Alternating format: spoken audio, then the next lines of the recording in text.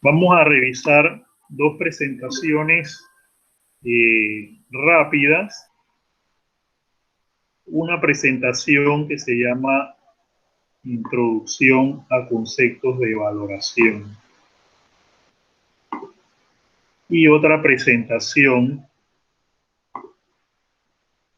en donde vamos a repasar lo que está presentado en el mismo video en sí, para que lo podamos discutir.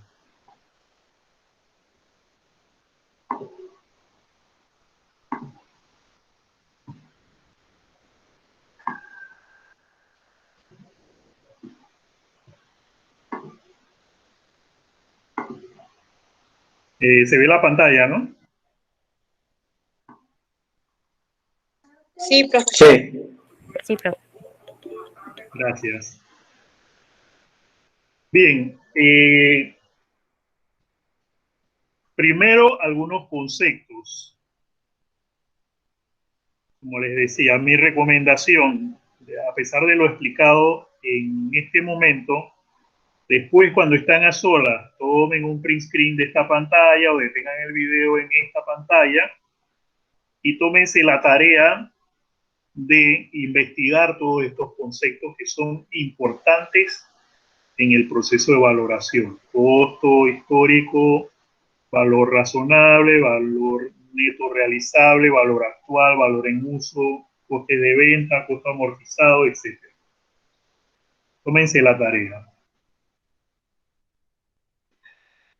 El primer concepto es valor a precio de adquisición. Dice, el precio de adquisición de un activo es el importe pagado o pendiente de pago que corresponde al mismo, más cuando proceda el valor razonable de las contraprestaciones comprometidas en el momento de la adquisición. En pocas palabras, ¿qué cosa? Cuando ustedes agarran un estado, un balance de situación de una empresa, y en ese balance de situación entran a revisar la parte de los activos, y ustedes ven que ahí hay un activo, un terreno, un edificio, un vehículo, lo que sea. La pregunta es, ¿el precio o el valor que aparece del activo allí registrado en el estado de situación, en la parte activo, de dónde sale? Entonces, ese es el concepto que estamos definiendo aquí. Y el concepto, ¿qué es lo que dice?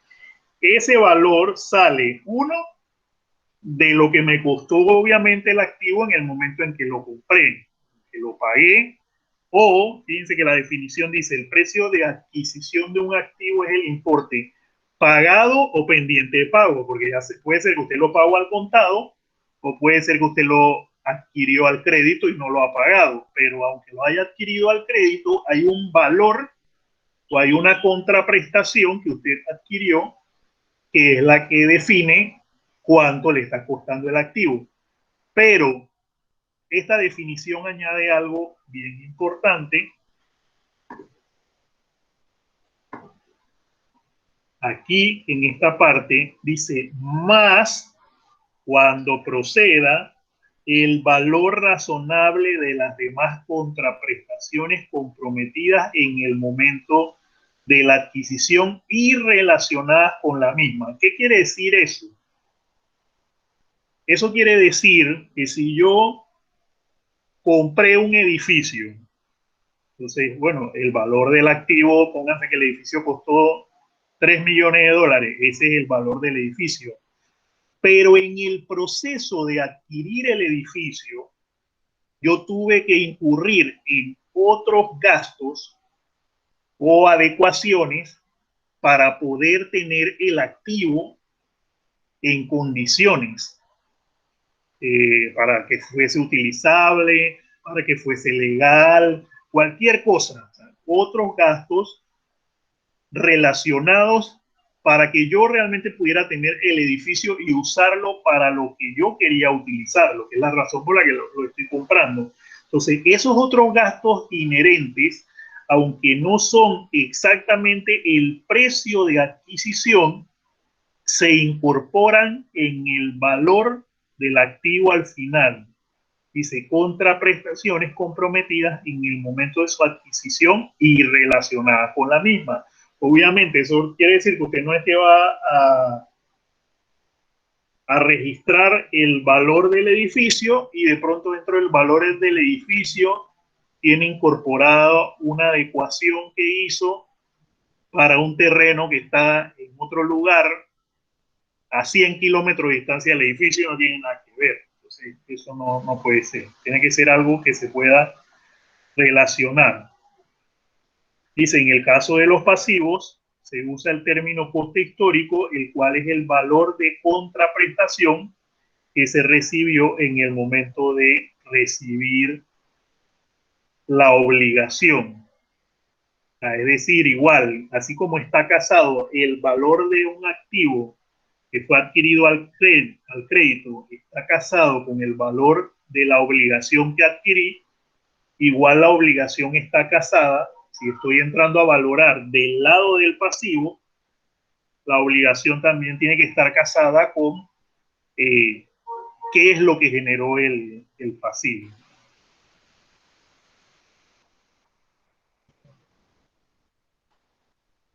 Entonces, el valor de mercado o valor razonable, esto es importante que lo sepan porque muchos van a encontrar en estados financieros este término que dice valor razonable. Y puede que en el momento ustedes no sepan a qué se refiere. El valor razonable es el valor de mercado. Dice, es el importe por el cual puede ser adquirido, asumido un activo pasivo entre partes interesadas y debidamente informadas que realizan una transacción en condiciones de independencia mutua. Es decir, para que se considere valor de mercado, necesitamos estar seguros de que tanto compradores como vendedores han actuado en libertad y en condiciones de libre mercado. Es decir, no fueron coaccionados, no fueron engañados, estaban bien informados, porque así se determina en libertad los precios del mercado. Dice, cuando exista un mercado en el que se negocian activos o pasivos y dicho mercado posee actividad relevante en relación a su volumen de transacciones, sus precios, cotizaciones o valores de mercado constituyen el valor razonable de los mismos. Es decir, fíjense que estamos hablando de métodos de valoración que algunos son estáticos, los primeros son estáticos, es decir, están basados en los estados financieros. Entonces yo tengo que valorar los activos que están en el estado financiero y muchas veces tengo que ir a buscar el valor de mercado. Eso lo vamos a revisar ahora cuando vemos la revisión del contenido del video. En un momento entramos a ver el valor de mercado, pero ¿dónde puedo buscar el valor de mercado? Es decir, imagínense que en este momento ustedes tuviesen que valorar un automóvil. ¿Qué hicieran ustedes si tuviesen que determinar el valor del automóvil?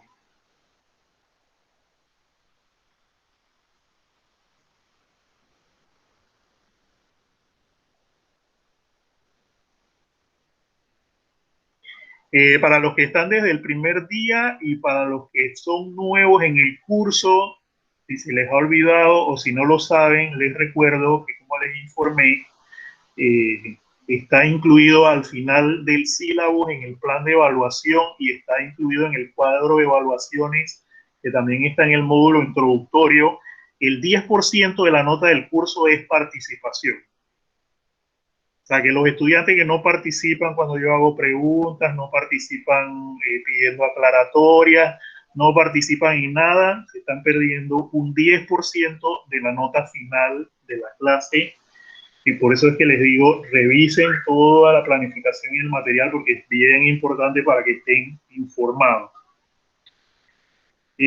Vuelvo a preguntar, si ustedes tuviesen que valorar un automóvil, ¿cómo lo harían?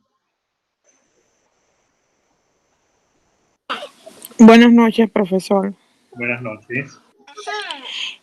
Yo pienso que, por ejemplo, si es un automóvil nuevo, uno va a ver el año. O sea, si uno compra un automóvil de medio uso, uno va a ver si ese automóvil ha sido abierto como mecaniqueado, pues. O el año en que fabricaron el auto, el kilometraje. Entonces, si soy yo que lo voy a comprar, yo tomo eso en cuenta a la hora de yo hacer mi inversión, pero el que lo va a vender casi siempre también hace una inversión de dejarlo de la manera mejor posible para cuando va a hacer la venta. Un momentito antes de que continúes. Tratemos de ponernos en el contexto como esto que estamos haciendo, ejercicio de valorar activos y valorar cosas, ¿no? Obviamente el ejemplo sí nos sirve, cómo pensamos en el momento en que vamos a adquirir un bien y todo. Pero imagínate que en este momento tú estás haciendo una valoración de una empresa y dentro de valorar la empresa te encuentras que hay un carro en los activos de la empresa y tienes que para poder totalizar el valor de todos los activos de la empresa, necesitas definir un valor para ese carro. ¿Cómo lo harías? ¿Cómo se te ocurre que podrías decidir un valor para el carro? Y como yo le decía en las semanas anteriores, cuando hablamos de los supuestos, usted establece su supuesto y después le va a sustentar el supuesto al cliente, pero este es el momento de definir el supuesto. ¿Qué supuestos utilizarías para definir el valor del carro que es parte de los activos de la empresa? Bueno, yo digo que depende de la empresa, porque un carro se puede utilizar para, por ejemplo, para mensajería y vamos a ver qué beneficio le trae a la empresa esa mensajería. O puede ser un carro, o sea, es que también depende, o sea, yo lo veo así, depende de para qué se utilice ese carro, va a valer más o va a valer menos. Si el carro es el que lleva la mercancía de las ventas, que hace que la empresa tenga más beneficio, tiene un valor diferente y Okay, no tanto como... yo te entiendo, pero es que yo veo el carro allí y aunque lo hayan usado mucho o lo hayan usado poco, no me dice ningún número. ¿Cómo busco valores de referencia? Fíjense de lo que estamos hablando. Voy a volver a leer la definición. Dice, el importe por el cual el valor razonable, obviamente aquí no solamente está hablando para valoraciones de empresas, sino en general el concepto valor de mercado. Dice, es el importe por el cual puede ser adquirido, asumido un activo pasivo entre partes interesadas y debidamente informadas.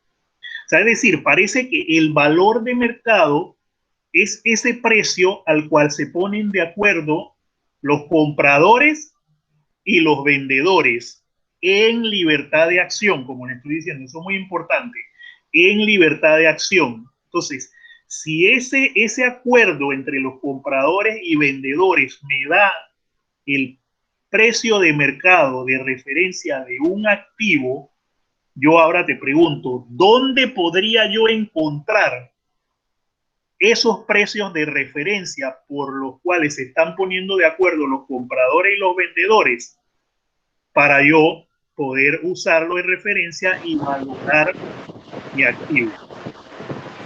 A ver si así la pregunta de esta manera se entiende un poco mejor. Profe.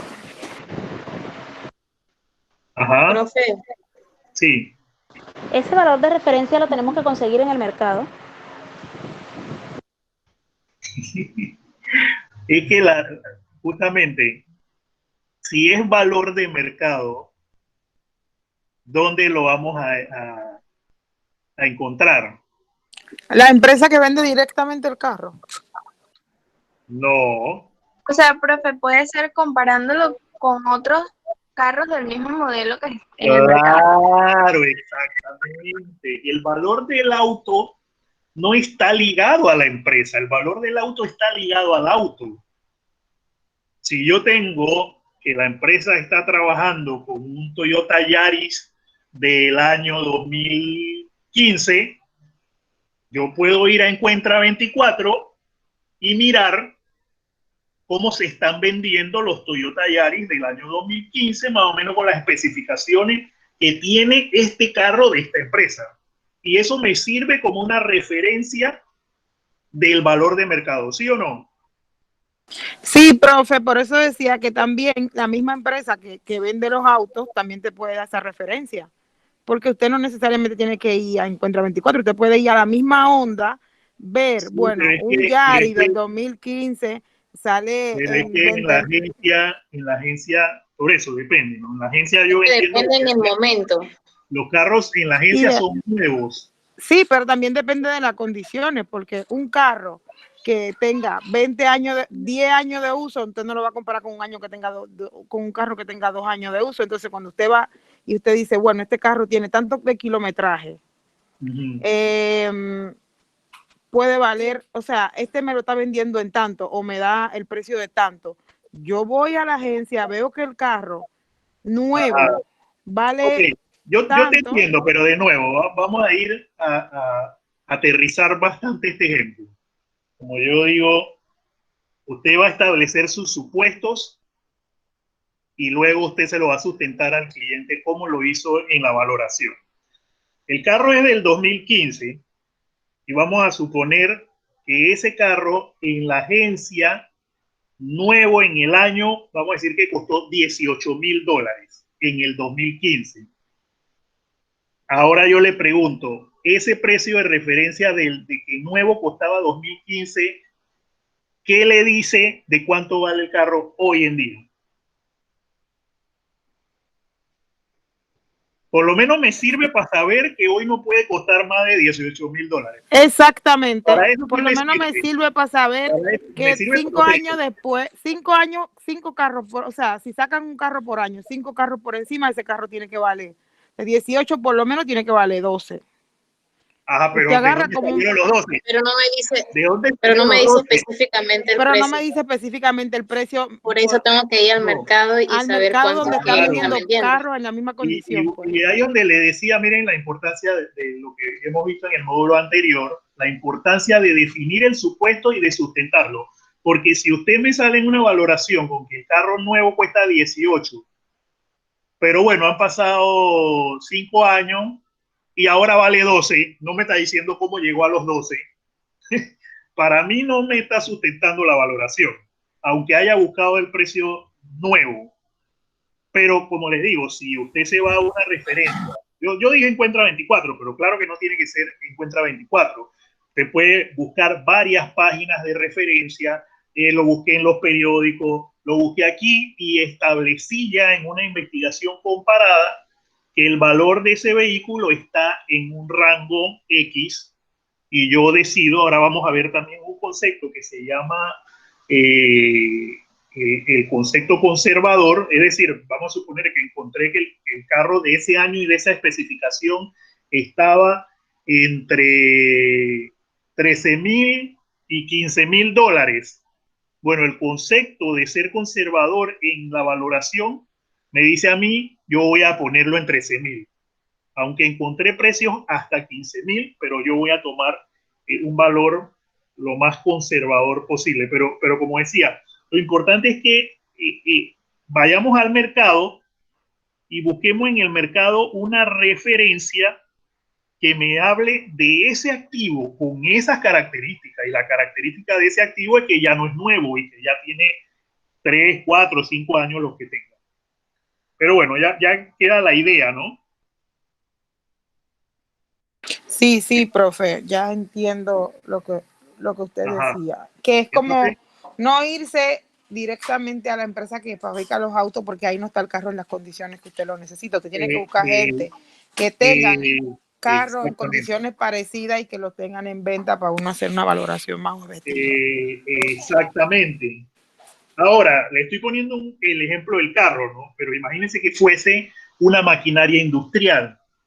Imagínense que fuese un edificio, imagínense que fuese un terreno, así como el ejemplo que aparece en el video. Pónganse que yo tengo que valorar un terreno que tiene la empresa que está metido allá en, qué sé yo, en San Francisco de la Montaña. Entonces, yo primero puedo ir y buscar información, ya sea en venta de propiedad de los bancos, en el mismo Encuentra 24, en otros lugares, de cómo se están vendiendo terrenos, el metro de terrenos en esa zona. Establezco más o menos un precio promedio del metro y después vengo y digo, bueno, mi terreno que tiene tantos metros lo estoy valorando en este valor, tratando de ser lo más conservador posible. Eso puedo hacer.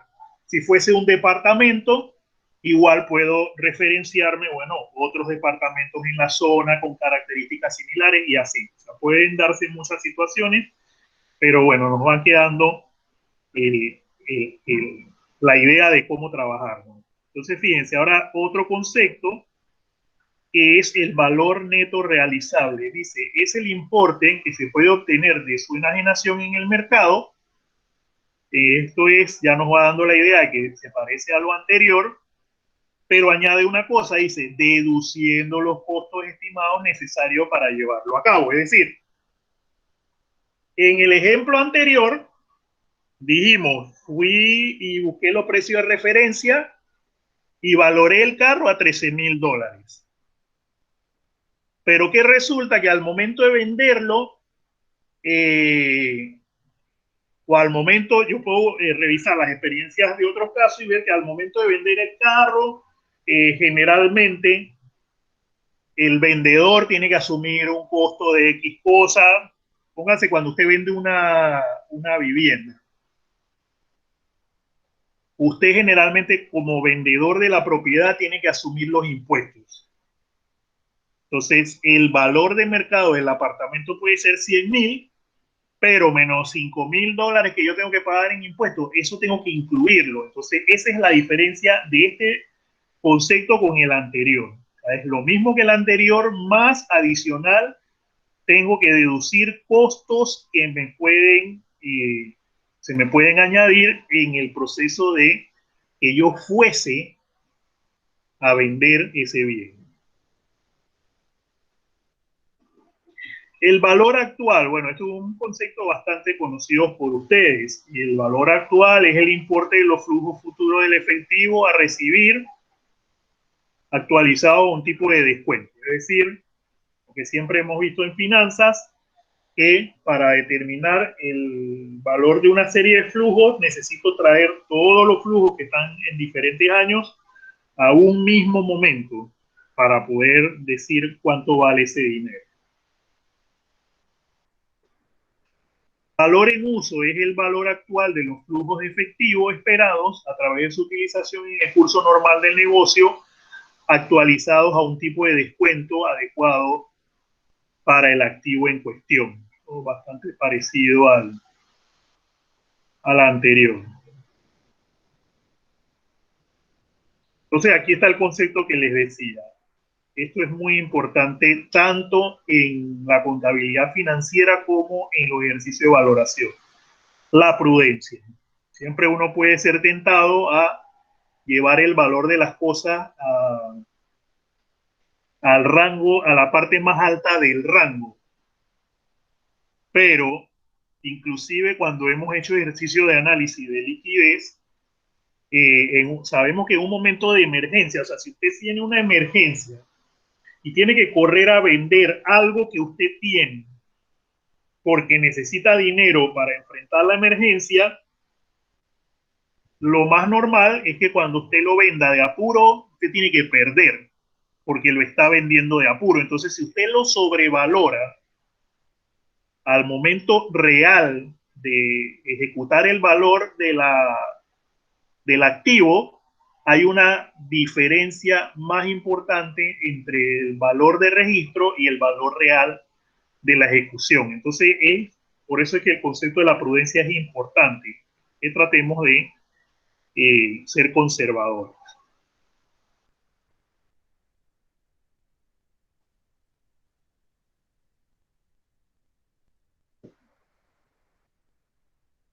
¿Alguna pregunta adicional de esta presentación?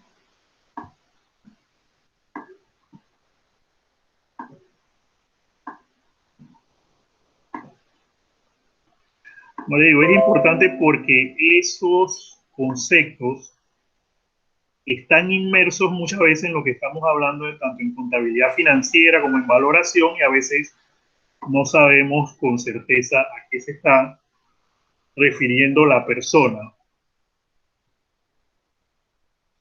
Entonces, ahora vamos a revisar en esta presentación un poco el contenido que está en el video para que lo discutamos, porque eso tiene que ver con la resolución del cuestionario 1 del módulo 2 o el cuestionario del módulo 2.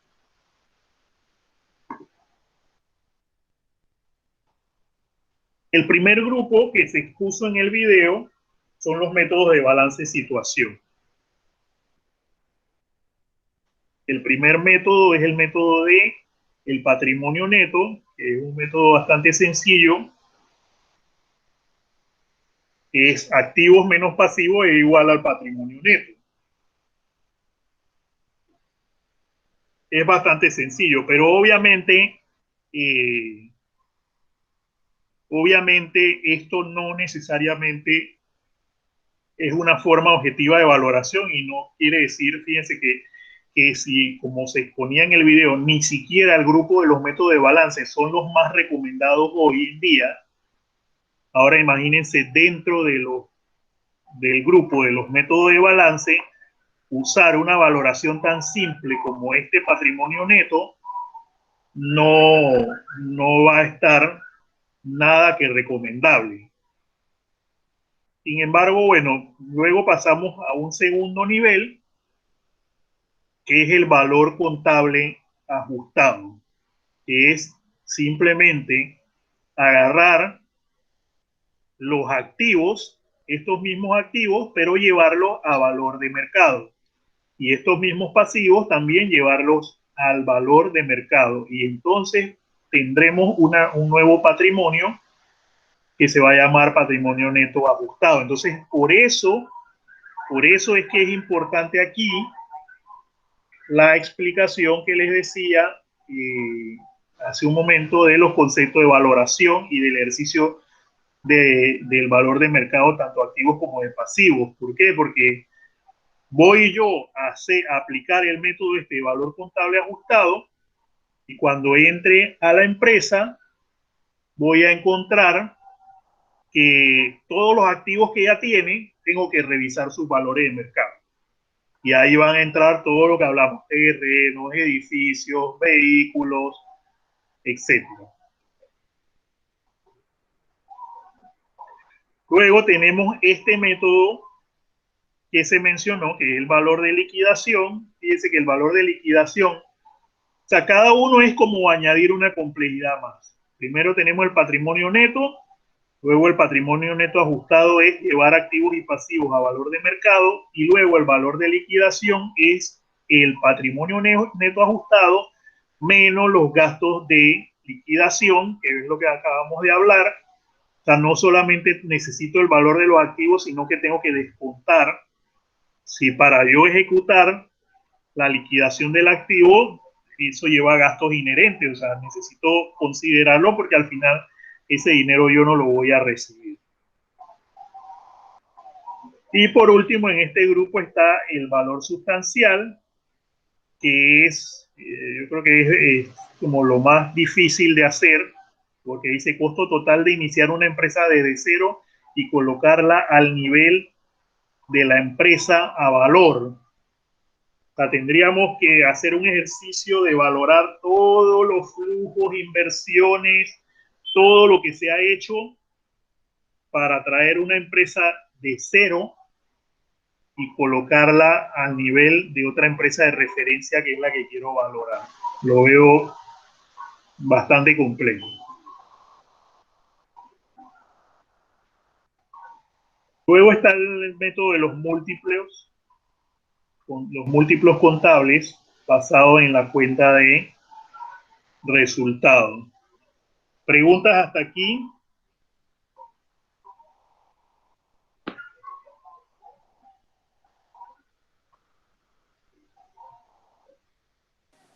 No, profe.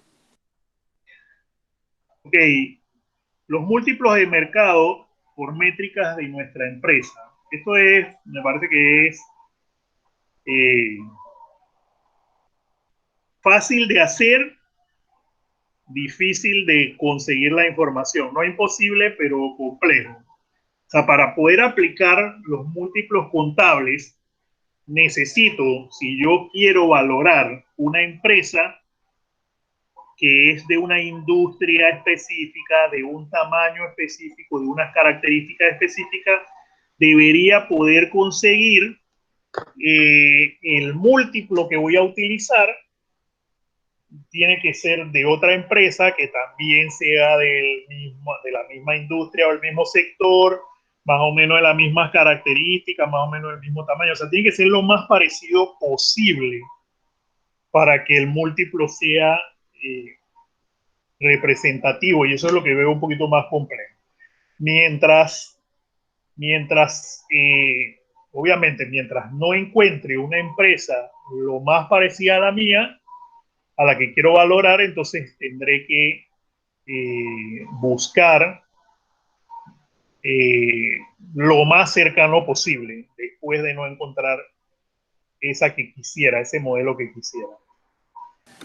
Profe, entonces, por ejemplo, yo podría decir que si yo tengo la franquicia de salones de belleza Factory Fashion, yo tengo que buscar una como Salvatore, por ejemplo, para poder hacer para conseguir ese múltiplo.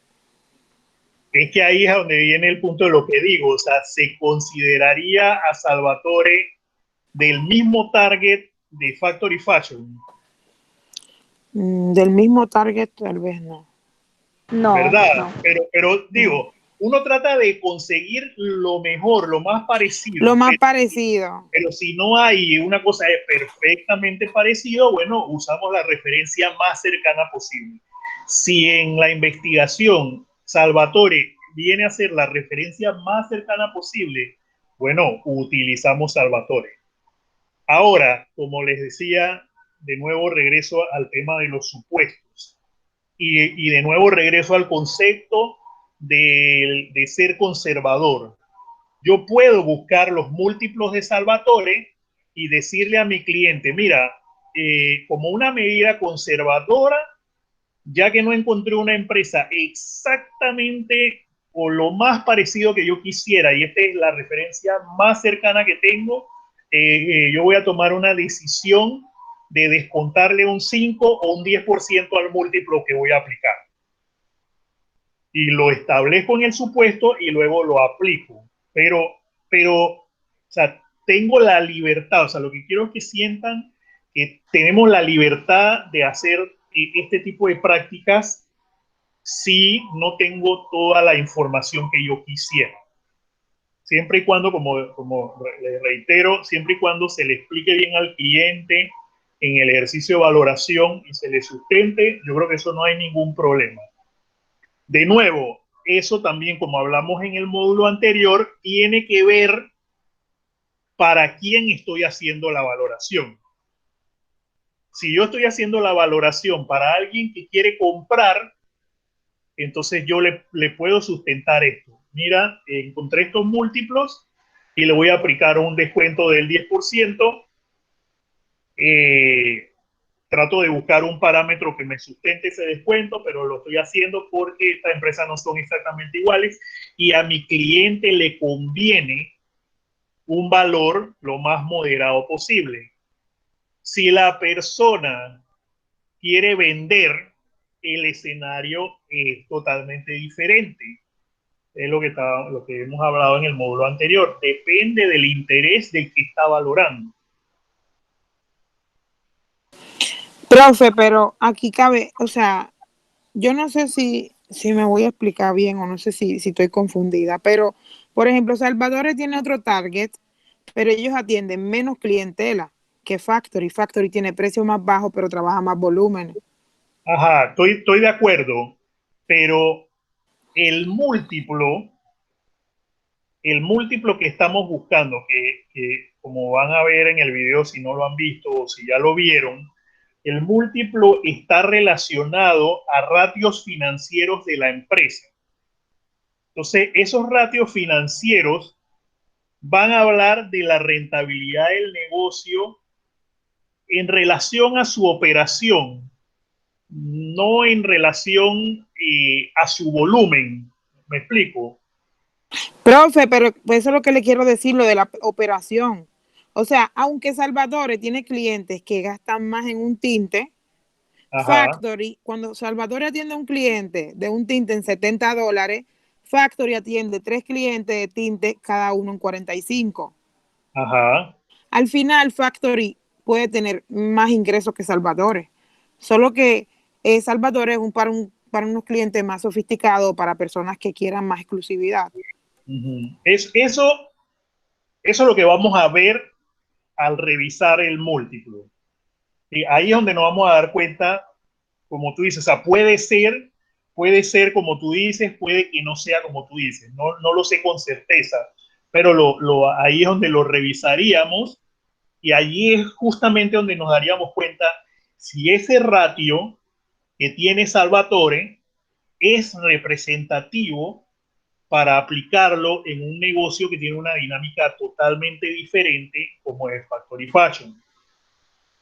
Y como te digo, dependiendo entonces si la valoración es para una compra, para una venta, entonces yo podría sustentarle al cliente y decir, mira, lo mismo que tú me estás diciendo, esta empresa tiene precios y márgenes por unidad mucho más elevados, pero su volumen de venta al mes es más bajo que esta empresa que se puede dar el lujo de tener un margen mucho más pequeño porque su rotación de venta en el servicio es mucho más elevada y yo quiero agarrar el ratio, lo voy a aplicar y le voy a inflar tal vez un poquito más, lo que sea. Ahí podríamos negociarlo. ¿Me explico? Sí, Pero, profe, sí ajá, entiendo. ajá, en principio, como ven, la referencia aquí sería el ratio, ¿no? O sea, si yo, por ejemplo, vamos a decir, tengo un restaurante en el área de calle 50 y yo lo quiero vender, entonces yo digo, ok, ese negocio dio una utilidad, más o menos daba una utilidad de $1 millón al año y se vendió en 3 millones. Estoy exagerando. Se vendió en 3 millones. Entonces yo establezco una relación entre la utilidad y el valor de venta, que es una relación de 3-1. ¿Me explico? Entonces yo vengo a mi negocio y digo, ok, mi negocio da una utilidad anual de 600,000. Entonces ya yo puedo aplicar el múltiplo y multiplico de nuevo los 600,000 por 3 y me da 1.8 millones. Entonces ya yo tengo un precio de referencia para vender. Esa es la aplicación del múltiplo. Como digo, el ejercicio, aplicarlo me parece sencillo. Conseguir la información es lo complejo, porque realmente conseguir la información de cuánto se vendió el otro restaurante es lo complejo.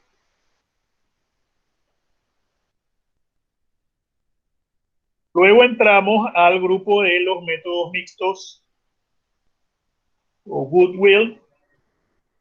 Básicamente en el video se mencionan estos tres métodos: método clásico, el método de la Unión de Expertos Contables Europeos y el método de la renta abreviada. No, no estamos entrando en profundidad de estos métodos,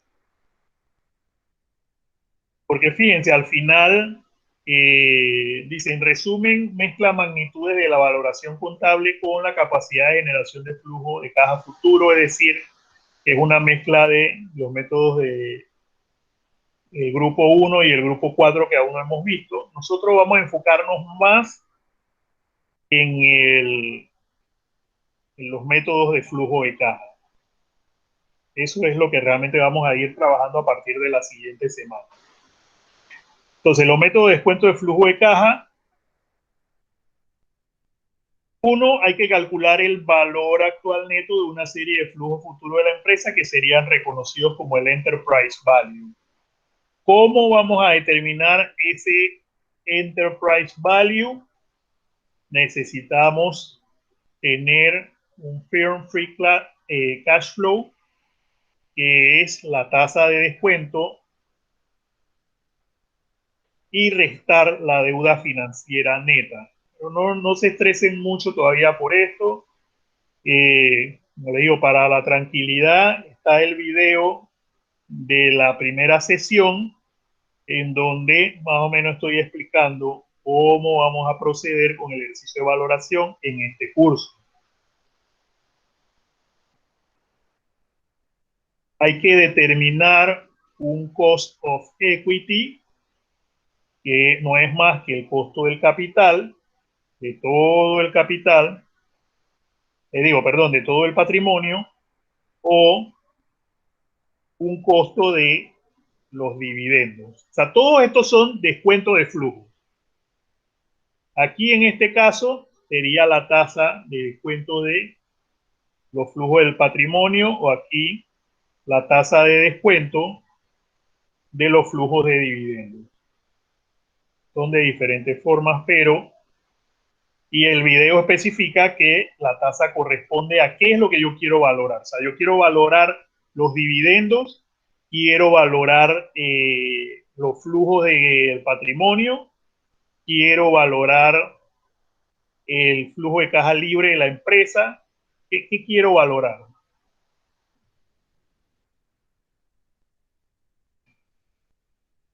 Bien, entonces estas son las dos presentaciones.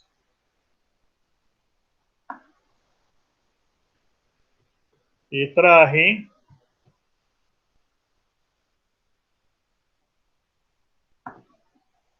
Preguntas.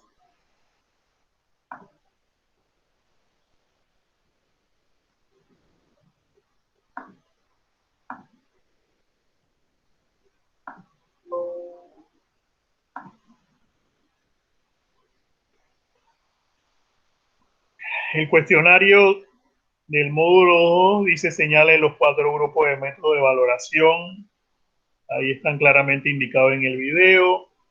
¿Cuál grupo de métodos se considera financieramente correcto? Ahí está claramente indicado en el video. Añade el porqué de su respuesta a la pregunta 2.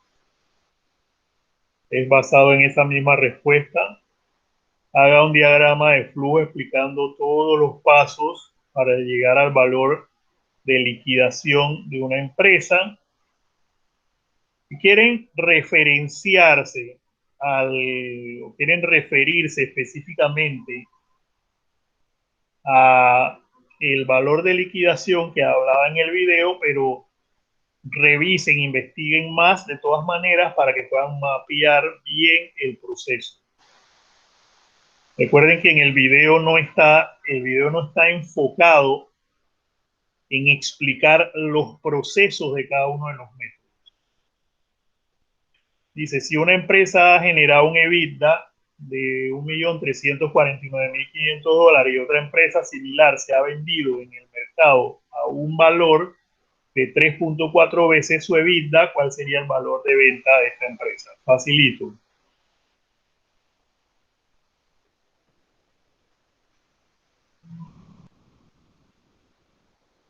Facilito ahí. Nomás hay que multiplicar el EBITDA por el múltiplo.